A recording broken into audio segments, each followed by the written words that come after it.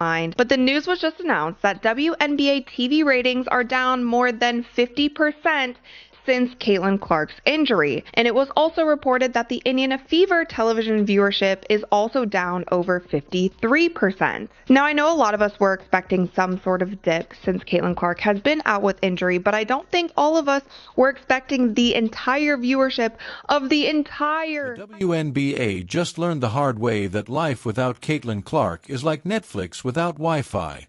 Unwatchable and a total disaster. Playoff ratings have crashed faster than a phone battery stuck at 1% at 2 a.m., and now the league is scrambling to figure out how to keep fans engaged. Did viewers really vanish into thin air, or did they simply switch over to pickleball highlights? Either way, this playoff mess is already shaping up to be juicier than a reality TV reunion. Any chance that the WNBA, that Kathy Engelbert saw some of the ratings that I'm about to show you now and said, hey, Indiana Fever, can you do us a favor? Can you do us a solid? Can you just tease a Caitlin Clark return, kind of boost these up a little bit? Can you just dangle a Caitlin Clark return in front of the fans' faces, try to boost these ratings up a little bit? There was one matchup that this league could consistently rely on to produce massive viewership numbers. The WNBA wanted this season to be its defining moment, the breakthrough year when the league finally stepped out of the shadows and proved it could compete with the big leagues. Instead, it feels like the entire organization stumbled into a massive pratfall, face-planted into a bucket of nacho cheese, and then tried to play it off as if it were all part of the plan. Imagine my surprise. Just imagine my surprise when Uncle KC found out that the WNBA is struggling to maintain their ratings without Caitlin Clark.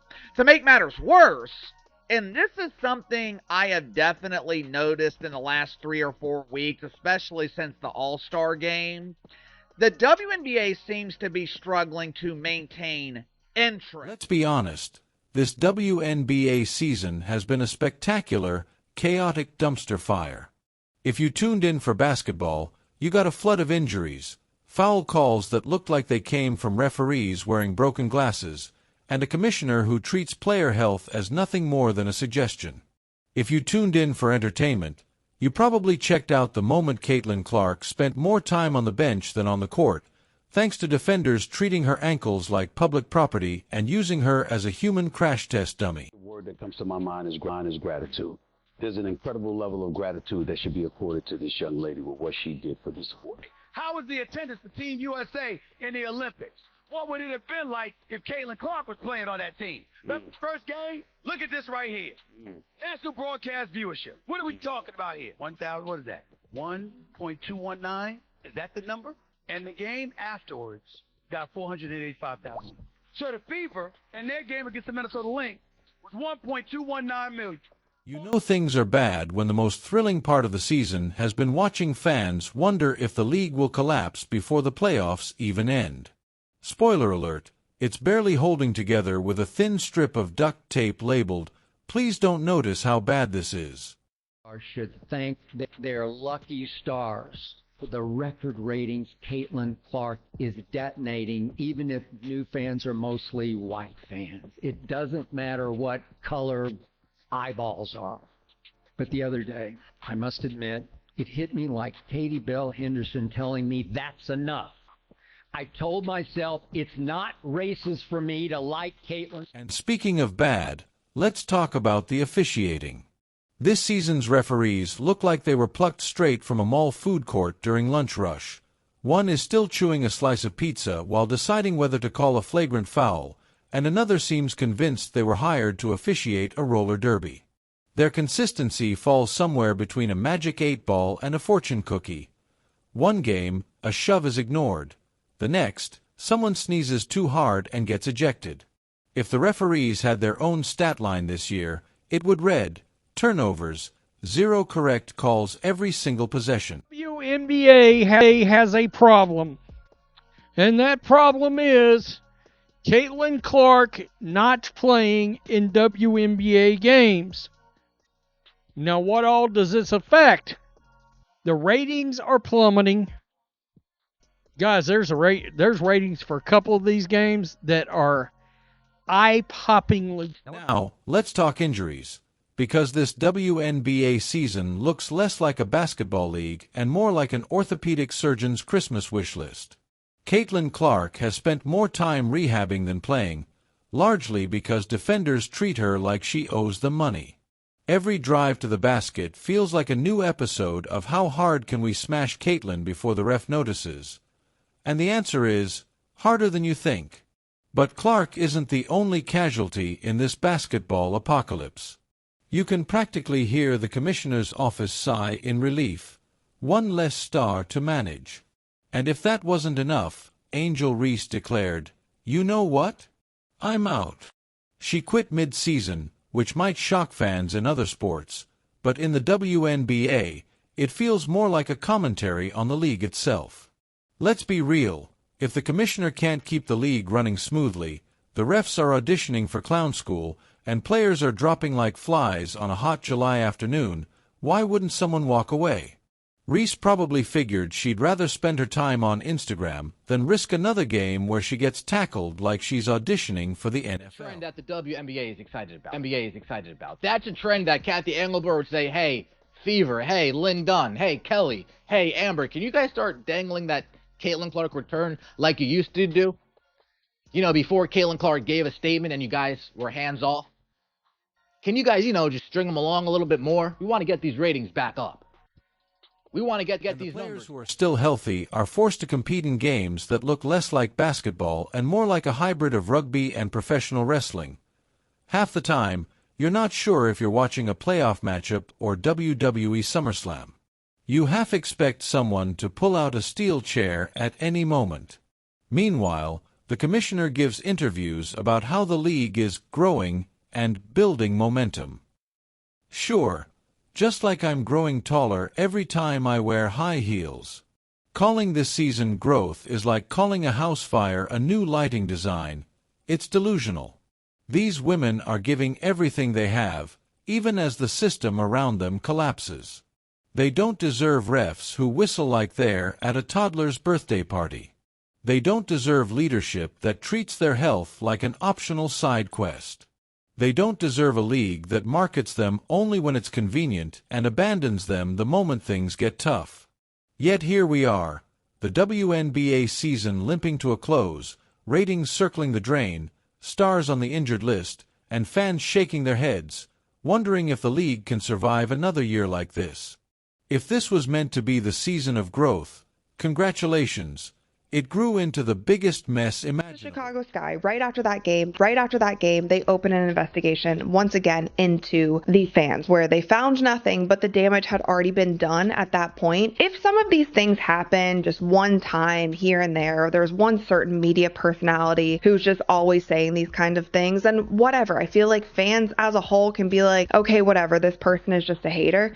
But this is something that has happened over and over and over again, and over time, it starts chipping away at how much you're going to actually care and want to support an organization if they continue to do Maybe next year the commissioner will take players' safety seriously.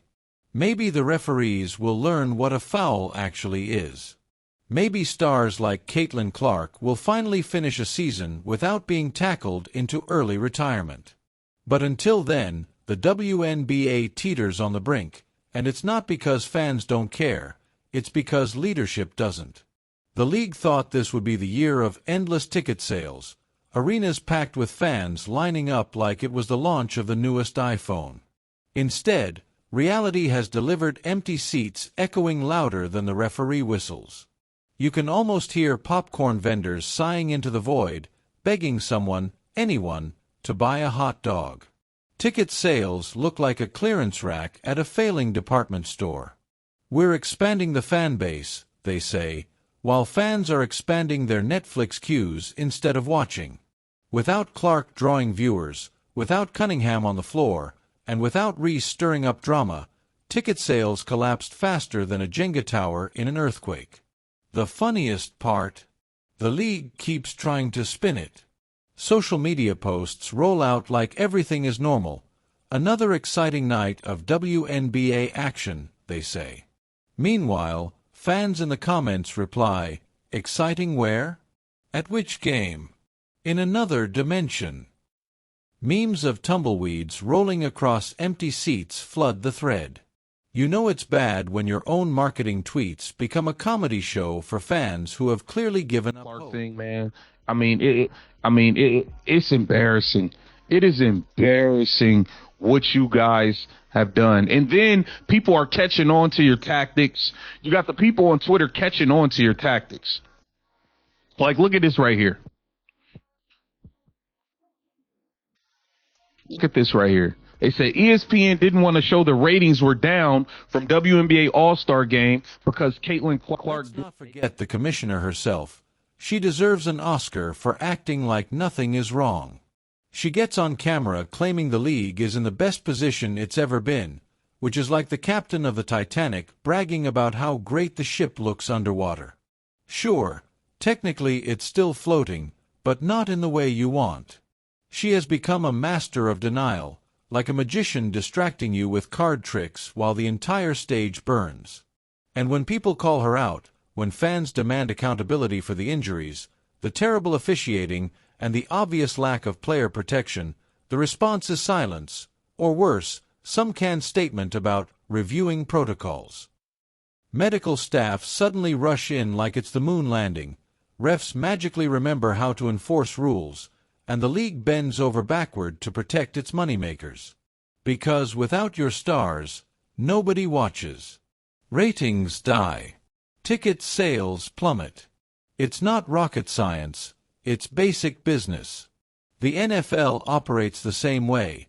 Quarterbacks are treated like priceless works of art. You so much as breathe too hard on Patrick Mahomes, and refs throw a flag faster than you can say, roughing the passer. Meanwhile, in the WNBA, Caitlin Clark gets body-checked into the scorer's table, and the refs shrug, play on. Nothing to see here. No wonder fans are furious and tuning out in droves. Guess what you owe us? You owe us. That looks like a ham sandwich and some Lay's tater chips right now. It's getting bad. I feel bad for Caitlin Clark. She come out and said on Sue Bird's podcast that she's feeling the pressure of not playing in these games. And that Fever Sky viewership fell off the map. And let's talk about the fans for a second, because honestly, they deserve medals. Imagine sticking with this league all season, buying tickets, wearing jerseys, supporting the players, only to be rewarded with chaos, injuries, empty arenas, and officiating that makes high school intramurals look professional.